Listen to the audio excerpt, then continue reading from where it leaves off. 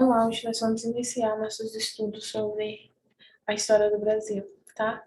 Vamos iniciar pela conquista da América Espanhola, a América Portuguesa, que é o Brasil, tá?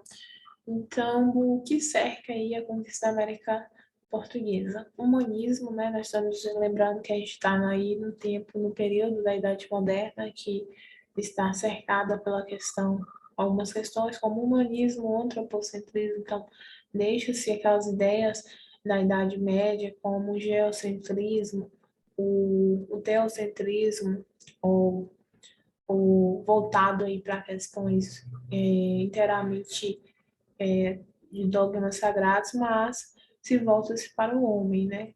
Para o estudo do outro. Né? Aqui nós temos a formação das grandes cidades europeias, né? Como Veneza, ali na Itália, ali em Paris, enfim.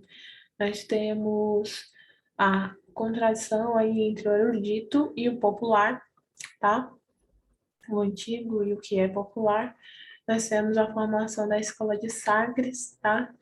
Aqui aí em Portugal. Em Portugal, se eu não me engano, 83 anos, e o périplo africano, a expansão marítima e pelo o Brasil, né, o português, a expansão o encontro do Brasil, o Brasil mesmo, se deu pelos portugueses e eles contornaram o périplo africano. Então, eles contornaram todo o continente, praticamente todo o continente da África ali para chegar na América portuguesa, no Brasil. Diferentemente da conquista da América Espanhola, que eles contornaram, fizeram a circunamérica, né?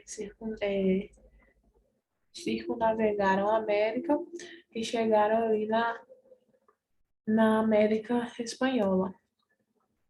Aí nós temos ali o périplo africano, muito, principalmente naquelas regiões ali do sul do continente africano, principalmente no Cabo do Bojador e no Cabo das Tormentas, e são vistos como regiões muito perigosas, né, na época.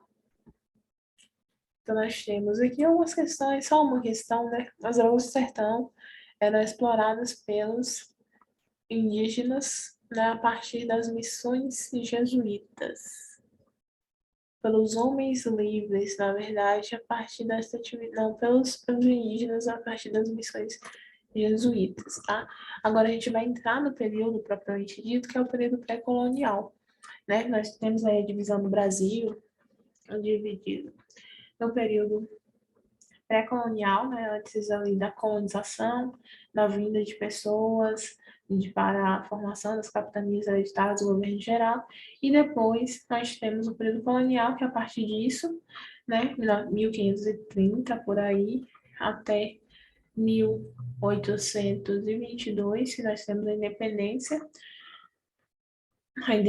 do Brasil, 1822, até 1830 nós temos o primeiro reinado, que foi Dom Pedro I, né? Depois nós temos o período regencial, né? E depois nós temos o período do segundo reinado de Dom Pedro II, entre 1840 até 1889, que aí é proclamada a República no Brasil.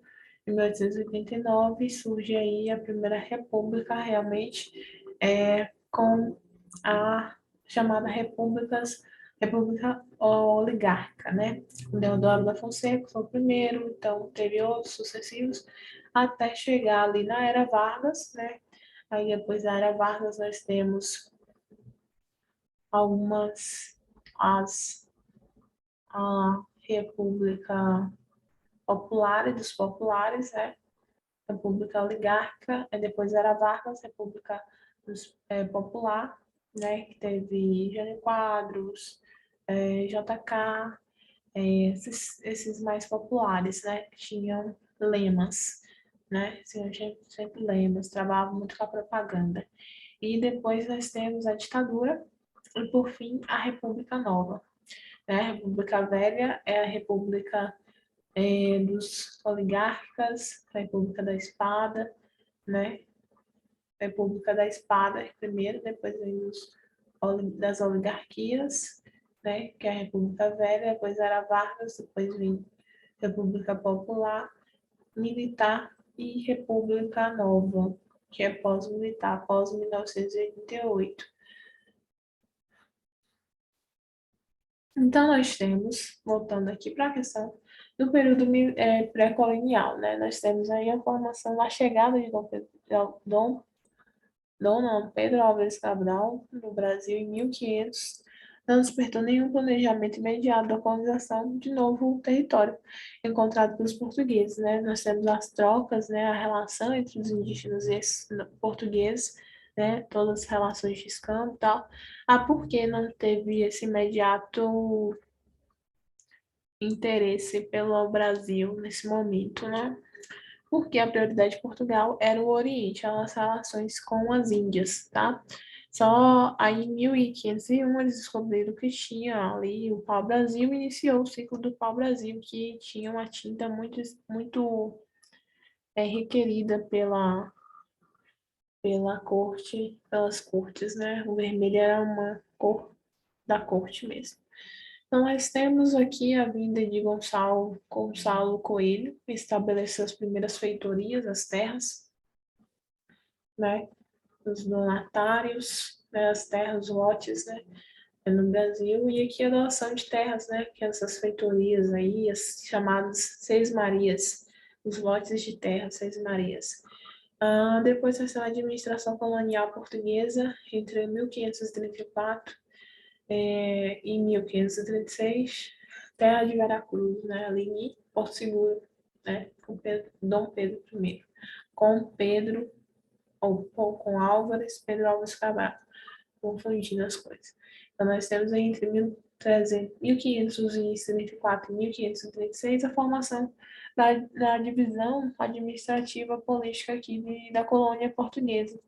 A formação, primeiro, de 15 capitanias hereditárias, né, que eram passadas, diferente da América Espanhola, né, que eram capitanias gerais.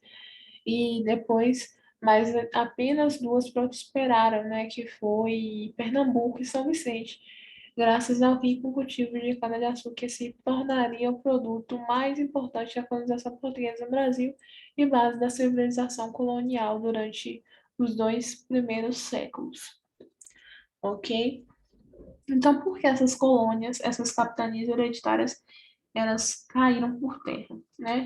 E vinham as pessoas lá de confiança do rei para ser donatários aqui nessas terras, dessas marias, desses lotes de terra. Eles comandavam, né? Faziam todo, exploravam, mas muitos não conseguiam, né? Porque não tinha investimento da colônia, não sabia administrar, não conheciam aqui também, só que realmente foi produtivo foi Pernambuco e São Vicente, que é o atual São Paulo, tá? Tendo em vista os problemas que se desencadearam por conta da descentralização provocada pelas capitanias, em 1548, o governo português decidiu fortalecer sua autoridade sobre a colônia, centralizando a administração nas mãos de um só governador. Então, aí nós temos a centralização. Não ia ter mais governadores, né, como nas capitanias hereditárias ali. Ia ter apenas um governador, o governador geral, tá?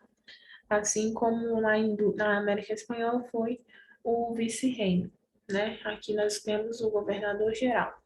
O primeiro governador geral ali instituiu sua capital em Salvador, foi Tomé de Souza, primeiro governador geral, né? E nós tínhamos aí uma ampla influência também na Companhia de Jesus, principalmente para a catequização, e também lembrem-se da Reforma Protestante e Contra-Reforma, né?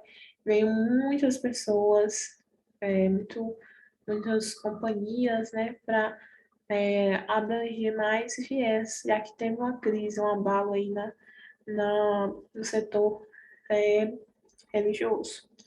Então, nós temos a vinda de padres jesuítas, né, o Manuel de Nóbrega e José de Anchieta, que fundaram o Colégio de São Paulo em 1554, tá? Então, nós temos, caso contrário, seria praticada a guerra justa, né, caso esses nativos não suprissem aí as demandas desses jesuítas, tá? Não se convertessem. Seria uma guerra justa, já que eles não converteram, eles poderiam morrer, né? Que era a escravização de nativos sem nenhum tipo de problema jurídico, que se rebelavam contra a exploração dos europeus, tendo em vista que a escravidão indígena foi proibida pela coroa portuguesa com a Carta Régia de 1570, tá? Então, a escravidão indígena foi proibida em 1570, ok? As drogas estão muito relacionadas com as drogas do sertão, né? Os indígenas e as missões jesuítas. Aqui nós temos algumas questões, tá? Vamos ler primeiro. O Brasil vai começar. Nobre Pernambuco falando para o mundo. A letra da canção apresenta um tema recorrente na história da colonização brasileira, as relações de poder entre portugueses e povos nativos, e representa uma crítica à ideia presente no chamado mito. Vamos lá. Chegada, sou Pataxó, não sei o que lá, sou Tupi, Guarani, sou Carajá, sou Paracaru, Carijó, Tupinagé, sou Potiguar, sou Caeté, Fuini, ó, Tupinambá, eu atraquei num porto muito seguro, céu azul, paz e ar puro. Botei as pernas pro ar. Logo sonhei que estava no paraíso, onde nem era preciso dormir para sonhar. Mas de repente me acordei com a surpresa. Uma esquadra portuguesa veio na praia atracar. Na grande nau, um branco de barba escura, vestindo uma armadura, me apontou para me pegar. E assustado, dei um pulo de rede, pressenti a fome, a sede e pensei, vão me acabar. Levantei-me de borduna na mão. Aí senti no coração, o Brasil vai começar. Então, essa é uma canção, né, que apresenta um tema recorrente na história da colonização brasileira, essas relações entre os portugueses e os povos nativos. Representa uma crítica presente no chamado mito da democracia racial,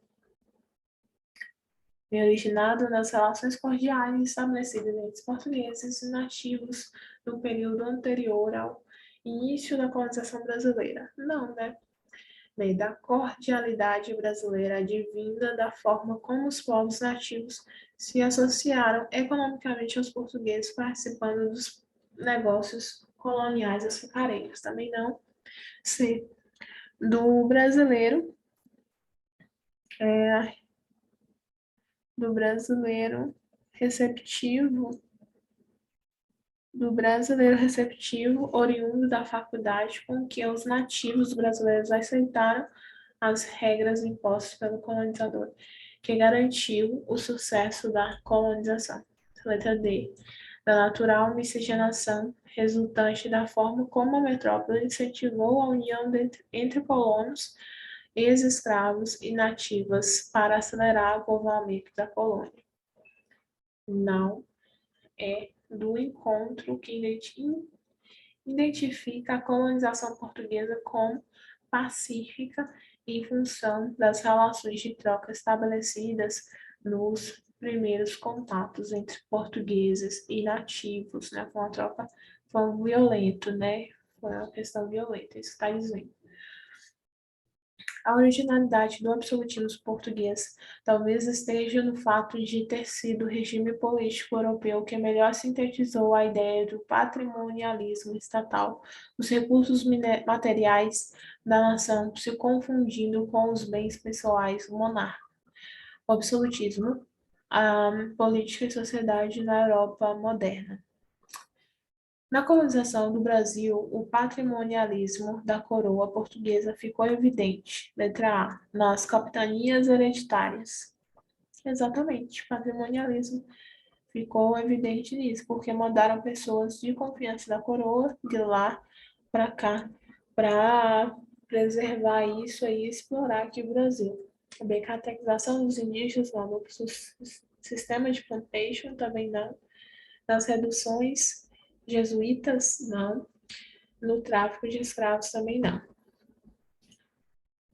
Os grandes lucros que diziam auferir, aos mercadores portugueses que fizeram o tráfico do pau-brasil nas 2 primeiras décadas após o descobrimento, os rigores do monopólio fiscal decretado pelo rei de Portugal e até notícias fantasiosas de riquezas da terra virgem contribuíram em primeira linha para originar o desenvolver o contrabando nas costas da Santa Cruz.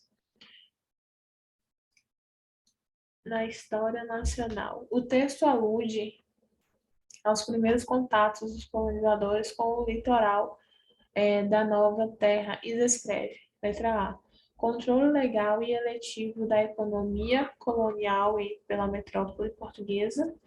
B, início do desenrolar na ocupação da colônia por numerosas famílias portuguesas. Não, né? C, o financiamento e instalação de engenhos de açúcar nas terras férteis em Polônia ainda não, né? Tá falando aí no primeiro contato entre eles, né? Então, ainda não chegou aí. D, da atração real e imaginária exercida pelas riquezas das colônias sobre os europeus. Sim, atração real e imaginária, né? O pau-brasil, o tráfico, enfim, da exploração. Catequização e escravização dos indígenas da exploração aurífera, ouro é bem, ciclo do ouro é bem posterior. Tem ciclo do pau-brasil, ciclo do açúcar, ciclo do ouro e depois o ciclo do café. Aqui já é uma pós-independência, pós-república, né? Enfim. O texto é parte da famosa Carta de Pero Vaz de Caminha, documento fundamental para a formação da identidade brasileira. Tratado da relação que, desde esse primeiro contato, se estabeleceu entre portugueses e indígenas, esse trecho da carta revela o que? Vamos lá. Dali avistamos homens que andavam pela praia, obra de 7 ou 8. Eram pardos todos nus. Nas mãos traziam arcos com suas setas. Não fazem o menor caso de encobrir ou mostrar suas vergonhas. E nisso tem tanta inocência como em mostrar o rosto. Ambos traziam os beiços de baixo furados e metidos neles seus ossos brancos e verdadeiros. Os cabelos seus são corrídeos, né? O texto é parte da famosa Carta de Pero Vaz, né, e traz a questão da identidade brasileira, tratando as relações do primeiro contato. Então, todas essas questões falam sobre essa questão do primeiro contato aqui, né? Porque está no período pré-colonial. Então, vamos lá. Letra A. Preocupação em garantir a integridade colonizadora diante da resistência dos índios à ocupação da terra? Não, né? B. Postura etnocêntrica do europeu diante das características físicas e práticas culturais do indígena? Sim. C. Orientação política da coroa portuguesa contra a utilização dos nativos como mão de obra? Ainda não. D. Oposição de interesses. Eu lembro que tem que estar a ver com a resposta, com a pergunta e com o enunciado, tá?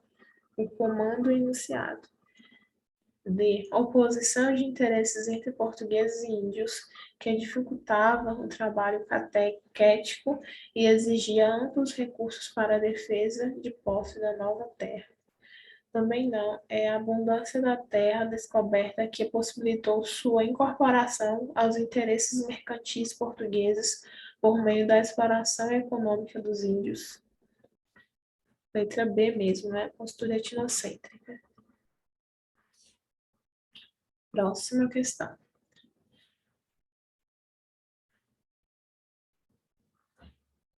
Uma ação empreendida pelos colonizadores que contribuiu para o desastre mencionado foi. Vamos lá. Na África, os europeus morriam como moscas. Aqui eram os índios que morriam.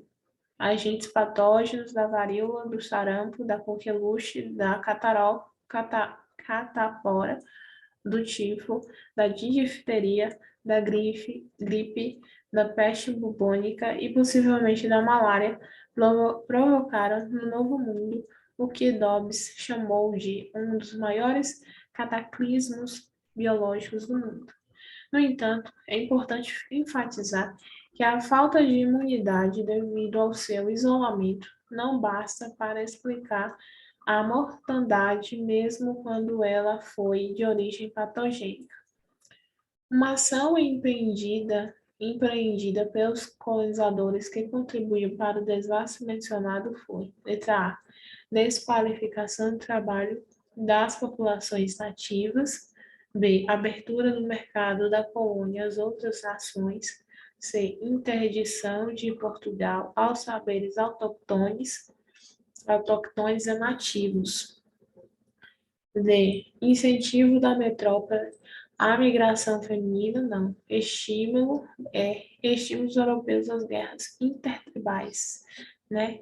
Então, estímulos dos europeus, eles eram aquela questão, gente, era muito pouco europeu para mobilizar muitos indígenas, muitos povos indígenas. Então, eles fizeram a estratégia foi jogar eles contra eles mesmos, fazer com que eles se matassem, as diferentes tribos, né, entrassem em guerras, e eles se matassem e eles depois matavam mais ainda, com os patógenos, enfim. O desastre foi esse. Vamos lá. Deixa eu ver.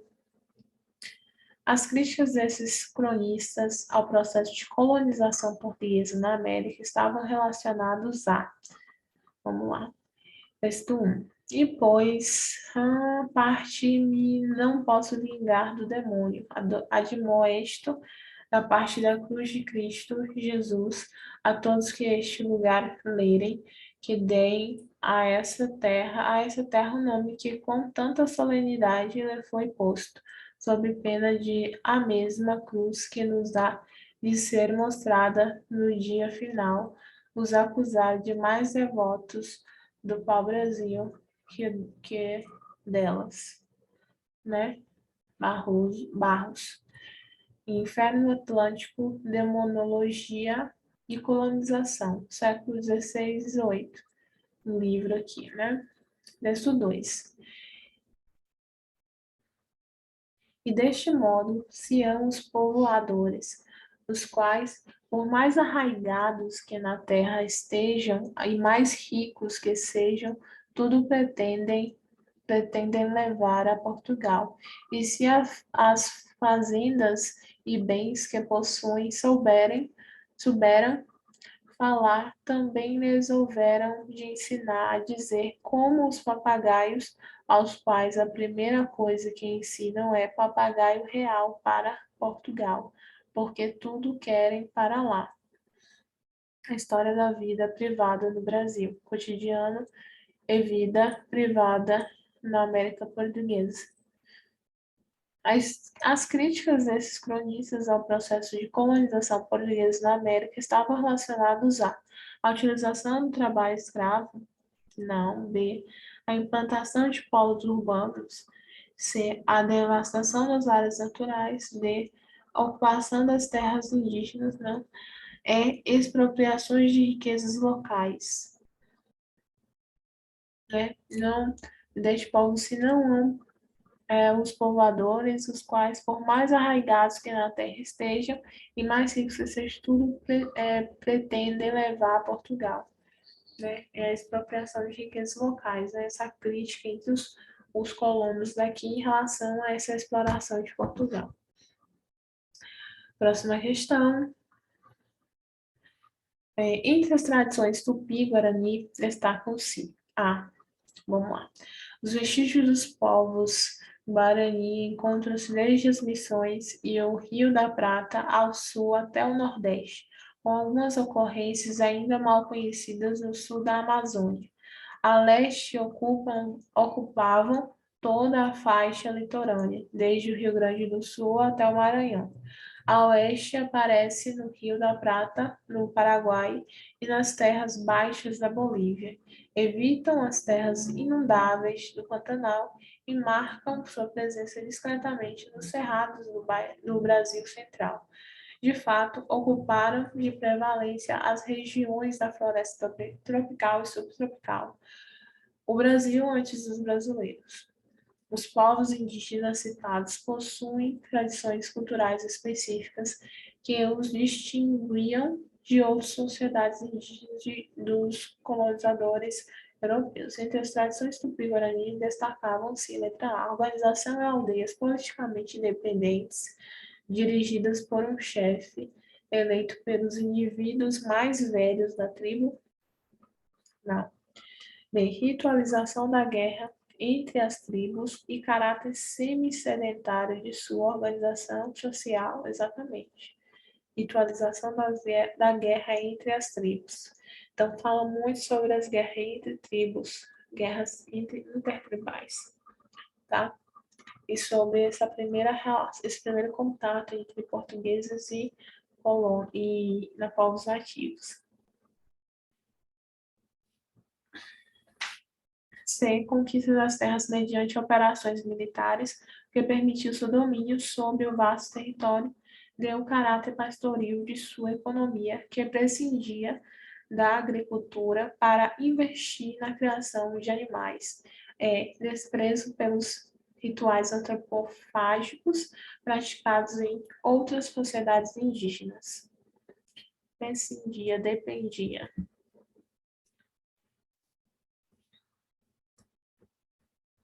Ritualização, né? Vamos lá. O índio era o único temente, então, disponível para ajudar o colonizador como agricultor, pescador, guia, conhecedor da natureza tropical, e para tudo isso deveria ser tratado como gente, ter reconhecido sua inocência e alma na medida do possível. A discussão religiosa e jurídica em torno dos limites da liberdade dos índios se confundiu com uma disputa entre jesuítas e colonos.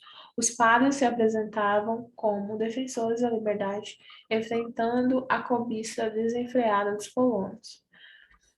A Nação Mercantilista, o livro. Entre os séculos XVI e XVIII, os jesuítas buscaram a conversão dos indígenas ao catolicismo. Essa aproximação dos jesuítas em relação ao mundo indígena foi mediada pela a demarcação do território indígena, B. Manutenção da organização familiar, C. Valorização dos líderes religiosos indígenas, D. Preservação do costume das moradias coletivas, Comunicação pela língua geral baseada no tupi. Tá? A aproximação dos juízes em relação foi incentivada pela comunicação da língua geral baseada no tupi.